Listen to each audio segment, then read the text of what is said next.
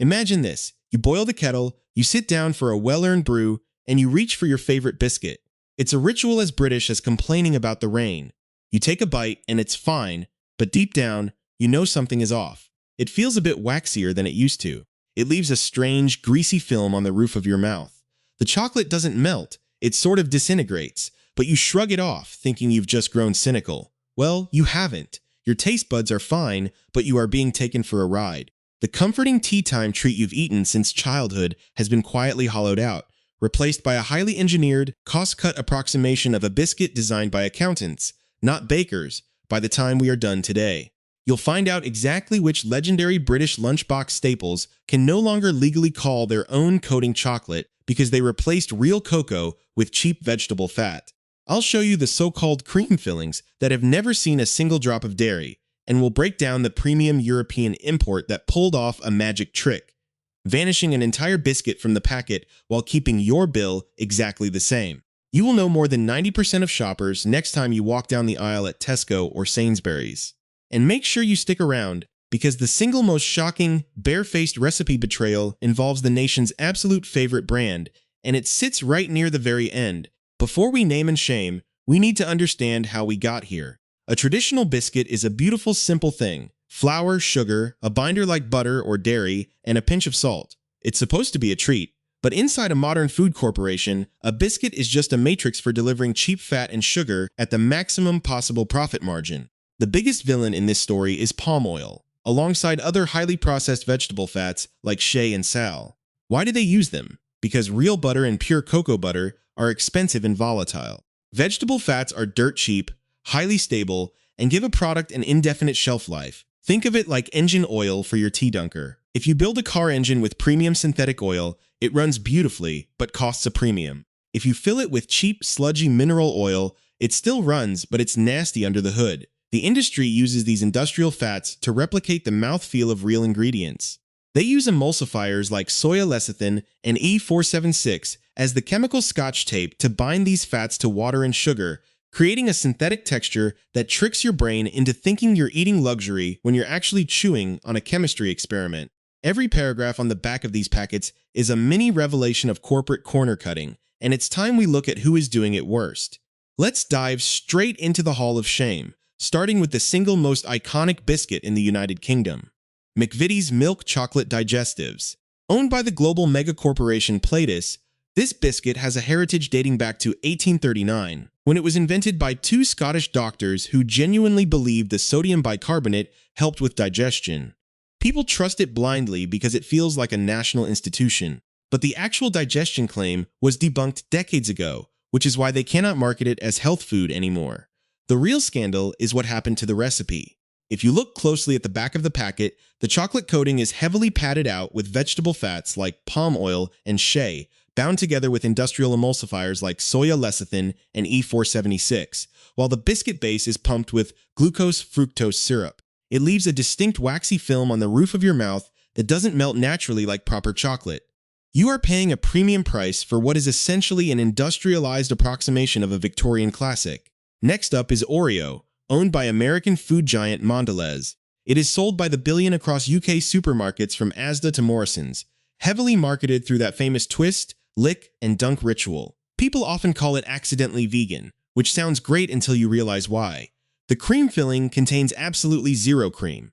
It is a whipped concoction of sugar, palm oil, and emulsifiers. Furthermore, that deep black wafer isn't natural. The cocoa undergoes a heavy alkalization process to strip out the natural bitterness and acidity, purely to give it that distinctive shade. To make matters worse, consumer investigations and media outlets like The Guardian highlighted that indigenous campaigners publicly called for a boycott of Mondelez products due to claims that the palm oil used was sourced from disputed territories. It's a cheap, highly processed American import riding completely on slick marketing rather than quality ingredients. Moving on, we have McVitie's Chocolate Hobnobs. This one plays a brilliant psychological trick known as the oat halo effect. Because it contains wholemeal oats, your brain automatically categorizes it as a wholesome, rustic, farmhouse treat. But once those oats are drowned in palm oil, glucose-fructose syrup, and a chocolate coating stretched out with cheap vegetable fats and E476, any actual nutritional benefit is completely buried. It's the classic snack aisle deception. Slap a healthy-sounding word on the front and let the consumer assume the rest. If you compare a hobnob to a standard wholemeal cracker, the massive injection of industrial sugars and fats becomes impossible to ignore. If you are already feeling the urge to check your own kitchen cupboards, hit that subscribe button right now, because the corporate corner cutting gets even worse from here. Let's talk about supermarket-owned brand custard creams. Whether you pick them up from Tesco, Sainsbury's, Aldi, or Lidl, these bottom-shelf staples usually cost less than £1. They still sport that classic Victorian embossed fern pattern, creating a sense of comforting tradition. The name conjures up images of rich, comforting egg custard made with warm milk. The reality? There is no custard, no egg, and no cream anywhere near the factory line. You are eating whipped palm oil and vegetable fat, blended with sugar, synthetic vanilla flavoring, and yellow colorings to mimic the real thing. The only reason the price has stayed so low for decades is that the ingredients were engineered down to the absolute bare minimum cost from the very beginning. It is inflation hiding in plain sight. They couldn't make the recipe any cheaper if they tried. Now, for a truly heartbreaking reformulation, the McVitie's Penguin Bar, a British lunchbox legend since 1932. When global cocoa prices soared, the parent company Platis quietly changed the recipe. They replaced the real cocoa butter with a blend of palm and shea oils, meaning it no longer meets the legal UK definition of milk chocolate. The packet now quietly labels it a milk chocolate flavor coating. For a brand built entirely on being a fully chocolate-coated biscuit bar, this is a massive corporate betrayal. Consumers quickly took to the internet, posting side-by-side photos showing a visibly thinner, duller, and waxier layer compared to the bars they grew up with. The exact same fate befell the Jacob's Club bar. We all remember the classic advertising jingle, "If you like a lot of chocolate on your biscuit, join our club." Well, that slogan is officially dead. The modern club bar uses the exact same cheap vegetable fat and E476 blend as the Penguin. The thick, indulgent chocolate layer has been replaced by a waxy coating that refuses to melt properly. It's an absolute insult to generations of school kids who traded these in the playground. Then there is Cadbury Chocolate Fingers. Cadbury is practically a British religion, founded in Birmingham by a Quaker family focused on quality. But Cadbury hasn't been British-owned for well over a decade. It was swallowed by Mondelez. While the branding still screams classic British heritage, the profits flow straight across the Atlantic. The recipe itself relies heavily on palm, shea, and sal oils alongside E476 to make a tiny amount of real cocoa butter go a very long way. It gives you that familiar smooth gloss, but it is a masterclass in modern cost-cutting from a brand that used to set the global standard for purity. Next is Lotus Biscoff. Found on the saucer of almost every coffee shop in the UK, it has successfully branded itself as a sophisticated piece of continental cafe culture. It has exploded into spreads, ice creams, and cheesecakes. But look past the premium European image, and you'll find that nearly a third of every single biscuit is pure sugar. The ingredient list is just wheat flour, sugar, a heavy blend of vegetable oils, brown sugar syrup, and cinnamon. It is a highly addictive, hyper-sweet industrial biscuit dressed up in a fancy Belgian suit, now being aggressively pushed to children through breakfast cereals. Finally, the most shocking example of modern shrinkflation, Balsen Choco Leibniz. This premium German biscuit actually uses decent ingredients, real butter and a proper chocolate coating made with genuine cocoa mass instead of vegetable oil substitutes. But Balsen made the ultimate corporate calculation. They quietly reduced the packet size from 9 biscuits to 8, dropping the weight from under 25 g to under 11 g. The kicker? The price remained exactly the same across Tesco, Sainsbury's, and Asda. They calculated that you wouldn't notice one missing biscuit if the box looked similar. You are paying the exact same amount of your hard-earned cash for less product, proving that even the premium brands will happily treat you like a fool to protect their profit margins. And now, what it was worth watching all the way through for. After wading through a sea of cheap vegetable fats, industrial emulsifiers, and cheeky corporate shrinkflation, it's time for some genuine relief. It turns out you don't have to completely abandon the biscuit barrel or survive on a sad diet of plain water and fresh air. There are still real, honestly made options sitting right there on British supermarket shelves. You just have to know exactly where to look and what to look out for. The brands that made this list aren't necessarily magical health foods. Let's be real, a biscuit is still a biscuit. But they are run by companies that respect your taste buds enough to use proper, recognizable ingredients instead of a chemistry set. You can pick every single one of these up on your normal weekly shop at Tesco, Sainsbury's, or Waitrose, without having to track down a niche health food store or order specialized imports online. We are starting with the most mainstream, affordable savior of the biscuit world. Walker's Shortbread Fingers. If you ever need definitive proof that a top-tier biscuit doesn't require a laboratory to taste incredible, you just need to flip over a packet of Walker's. The entire ingredient list consists of exactly 4 things: wheat flour, butter, sugar, and salt. That is it. There is absolutely no palm oil hidden under a vague name, no industrial stabilizers, and no cheap vegetable fat standing in for real dairy. Walker's specifies that real creamery butter makes up a massive 32% of the recipe. Because it's still a family-owned Scottish company baking in the Highlands, they haven't surrendered the recipe to a boardroom of corporate accountants looking to shave off a fraction of a penny per pack. When you open a packet, the smell hits you immediately. It smells like an actual bakery, not a sweet factory. The texture has that perfect, crumbly, melt-in-your-mouth richness that only real butter can provide, completely free of that greasy, waxy residue that coats your mouth when eating the cheap alternatives. Now, honesty isn't completely free. It isn't the cheapest biscuit on the shelf because real dairy costs significantly more than a vat of mass-processed palm oil. But when you break down the cost per use, you can see and taste exactly where every single penny went. It is the ultimate everyday upgrade for anyone who wants a pure, traditional sweet treat to go with their afternoon brew. Next up, if you want something that actually delivers on the wholesome, slow-release energy promise that the big brands fail to keep, you need to look at Nairn's dark chocolate chip oat biscuits. Unlike the mass-market oat biscuits we exposed earlier that hide a mountain of sugar and palm oil behind an oat halo, Nairn's backs up its marketing with solid, undeniable data. Whole grain oats make up a staggering 59% of the entire recipe. More importantly, the dark chocolate chips scattered throughout aren't some cheap, hydrogenated flavor coating. They are made from genuine cocoa mass and proper cocoa butter. Nairn's proudly states that these biscuits contain up to 40% less sugar than the average sweet biscuit on the market, coming in at a highly sensible 45 calories per biscuit. In terms of how it feels in practice, it gives you a satisfying, rustic crunch with an authentic hit of rich dark chocolate that tastes sophisticated rather than cloying. To be completely honest and avoid idealizing them, they do still contain a small amount of palm oil, but the company explicitly sources it from certified sustainable supply chains, making this option a massive step up rather than a completely flawless corporate miracle. It is an absolutely ideal choice for an everyday work snack or a lighter evening treat that won't send your blood sugar on a wild roller coaster ride. Moving up into the premium indulgence tier, we have Border Biscuits Dark Chocolate Ginger.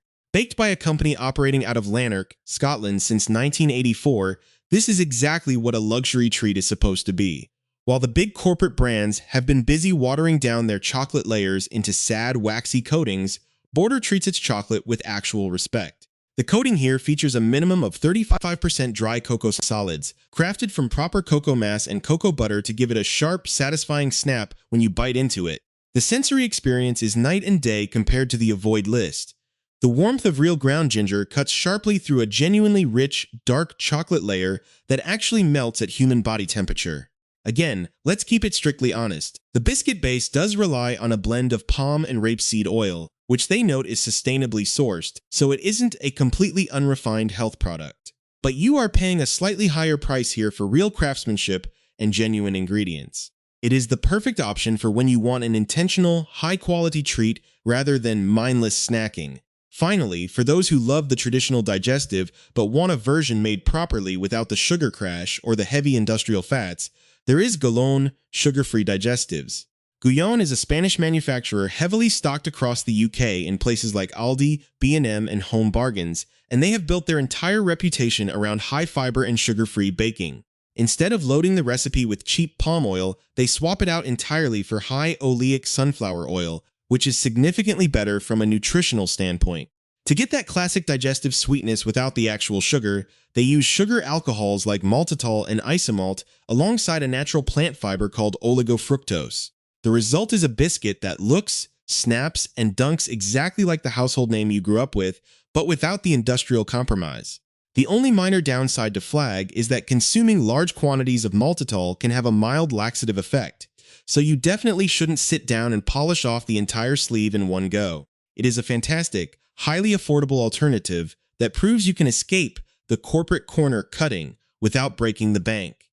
Armed with the knowledge of how the industry operates, you don't have to wander blindly through the supermarket aisles. To ensure you never get duped by a waxy coating or a vanished biscuit again, here are 6 concrete rules to keep in your pocket next time you are scanning the shelves at Tesco, Sainsbury's, or Waitrose. First, turn the packet over instantly and check the fat source. If you see palm oil, shea, or sal oil listed higher than real butter, you are dealing with a cost-cut product built for shelf life rather than taste. Second, look out for the exact legal phrasing on the front. If the label says chocolate flavor coating instead of milk chocolate, put it straight back on the shelf, because the manufacturer has legally admitted they swapped pure cocoa butter for cheap vegetable grease.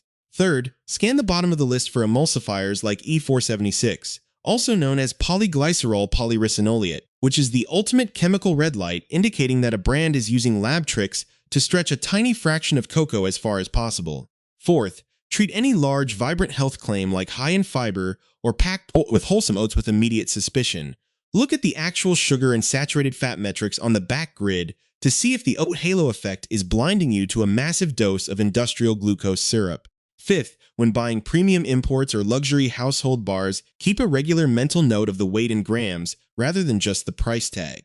Corporate shrinkflation thrives on quietly shrinking the physical tray by a biscuit or two while keeping the shelf ticket at an identical £1.85.